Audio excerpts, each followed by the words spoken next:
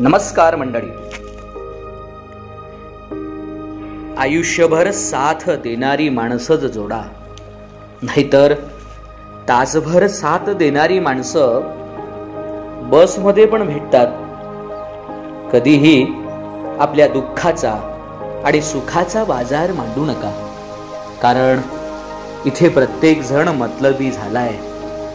अगरबत्ती देवासाठी हवी असते म्हणून विकत आणतात, पण सुगंध आपल्या हावळीचा पाहतात. आहे की नाही गंमत?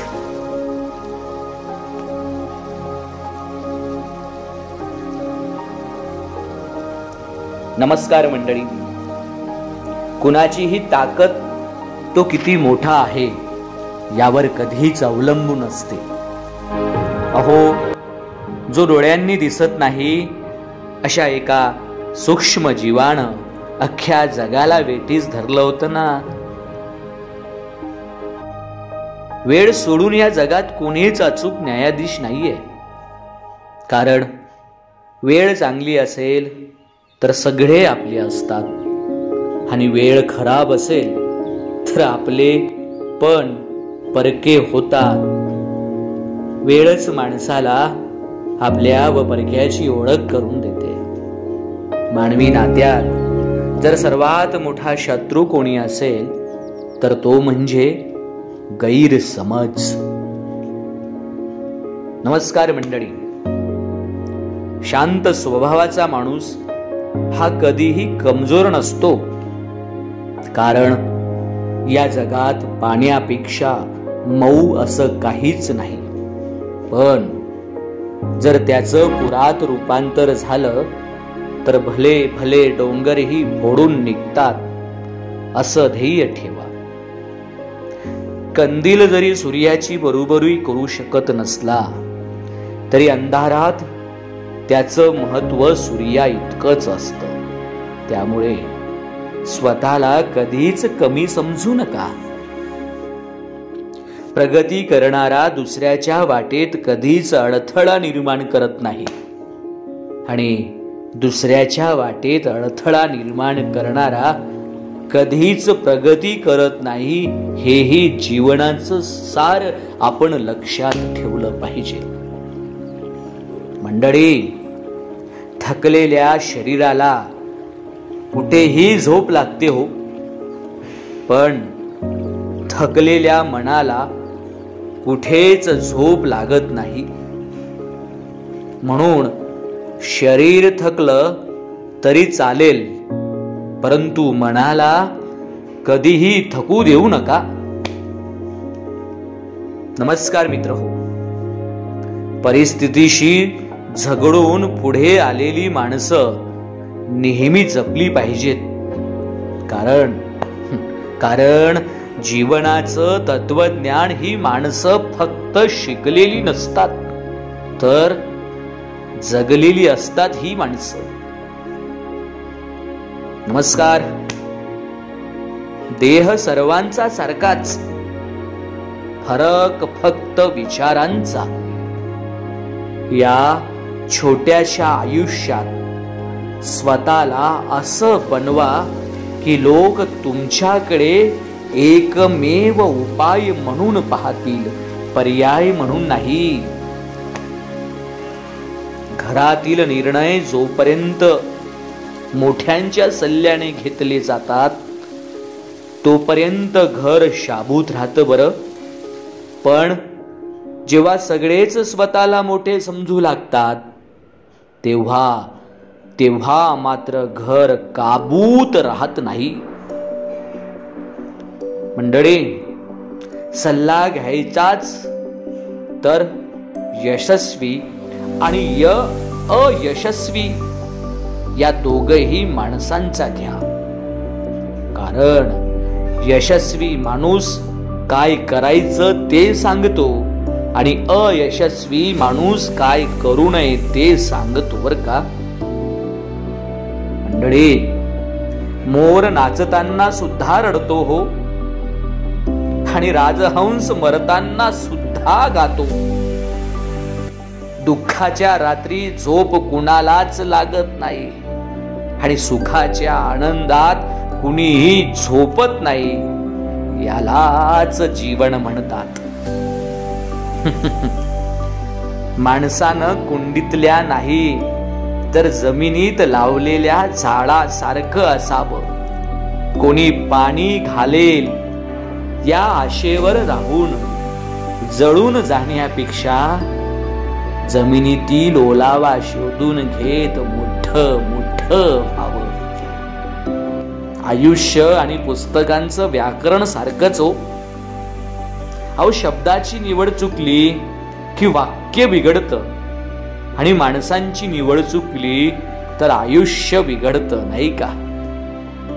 आणि म्हणून आयुष्यात कुणाची पारख त्याच्या रंगावरून न करता उलट त्याच्या मनावरून करा.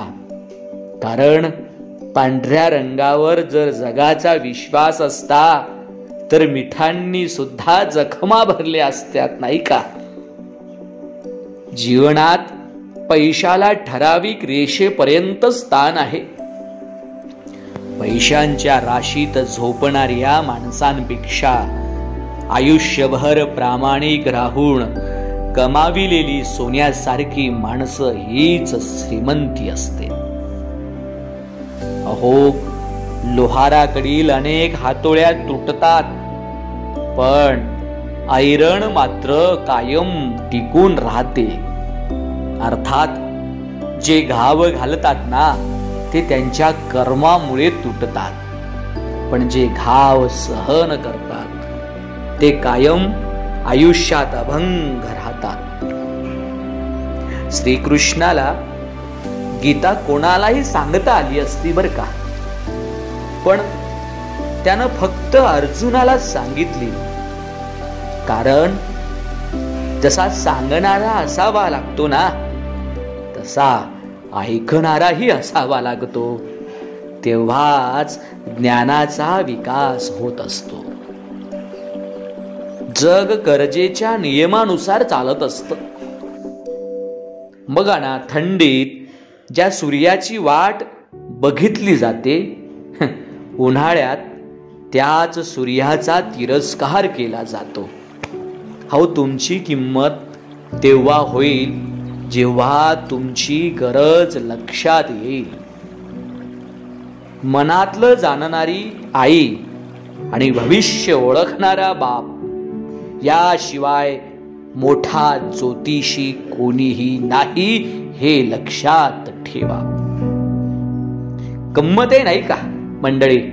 अहो, सल्ला हे असं सत्य आहे जे आपण कधी गांभीर्यानं ऐकत नाही, आणि स्तुती एक असा धोका आहे ज्याला आपण पूर्ण मन लावून ऐकतो.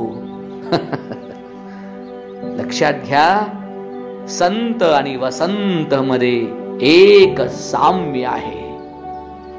जेव्हा वसंत येतो तेव्हा प्रकृती सुधारते, आणि जेव्हा संत येतात तेव्हा संस्कृती सुधारते. मंडळी, प्रत्येक व्यक्तीमध्ये गुणवत्ता आणि कमतरता दोन्हीही असतात. फरक फक्त इतकाच आहे, जो पारखून बघतो त्याला गुणवत्ता दिसते, आणि जो तपासून बघतो त्याला कमतरता दिसते. लिहिलेली प्रत्येक गोष्ट वाचणाऱ्याला समजू शकत नाही. कारण हेच लिहिणारी व्यक्ती भावना लिहिते, आणि वाचणारी व्यक्ती फक्त शब्द वाचत असते. गंमत नाही का? हो, डोळे, आपले डोळे जगातील प्रत्येक वस्तू बघू शकतात, परंतु डोळ्यांच्या आत काही गेलं तर ते बघू शकत नाही. तसंच आहे माणसाचं आयुष्य. माणूस दुसऱ्याचे दोष तर बघू शकतो, परंतु स्वतःमध्ये असणारे दोष तो बघू शकत नाही. चिखलात पाय फसला तर नळाजवळ जावं, परंतु नळाला पाहून चिखलात जाऊ नये. तसंच जीवनात वाईट परिस्थिती आली तर पैशांचा उपयोग करावा, परंतु पैसा बघून वाईट मार्गावर मात्र जाऊ नये. गंमत आहे की नाही? अहो, 1 कोटी रुपयाचा हिरा अंधारात हरवला, त्याला शोधण्यासाठी 5 रुपयांची मेणबत्ती उपयोगी येते. एखाद्या गोष्टीचं महत्व त्याच्या किमतीवर नसतं, तर तिच्या योग्य वेळी येणाऱ्या उपयोगावर असतं. म्हणून माणसं ओळखायची आणि पारखायची असतील तर त्यांच्या मनाविरुद्ध एकदा वागून बघा, तुम्हाला तुमची जागा समजेल. एखाद्याकडून अपेक्षा भंग झाल्यावर त्याच्यावर नाराज होण्यापेक्षा स्वतःवर नाराज व्हा, कारण अपेक्षा ठेवण्याची चूक आपणच केली होती ना. मंडळी, लोक सहज म्हणतात कोणी कोणाचं नाही, पण स्वतःला विचारण्याचे विसरून जातात की आपण कोणाचे आहोत का. लांब धागा व लांब जीभ फक्त समस्याच निर्माण करतात. म्हणून धाग्याला गुंडाळून आणि जिभेला सांभाळून ठेवलं तरच आपलं जीवन सुखी होतं. मंडळी, वयानं आणि शरीरानं आपण आपोआप मोठे होत जातो, पण जोवर आयुष्यात अडचणी अपयश भेटत नाही तोवर आपण हुशार, चतुर व समजदार होत नाही. हीच तर जीवनाची खरी गंमत आहे. हे ज्याला उमगलं, समजलं, त्याचं जीवन सुंदर झालं. आपलंही जीवन असंच सुंदर व्हावं म्हणून या सुंदर सुंदर गोष्टी मी आपल्याला सांगितल्या, ज्या सगळ्या आपण ऐकल्यात. याचा अर्थ आपण आपल्या जीवनाला सुंदरतेकडे घेऊन जा.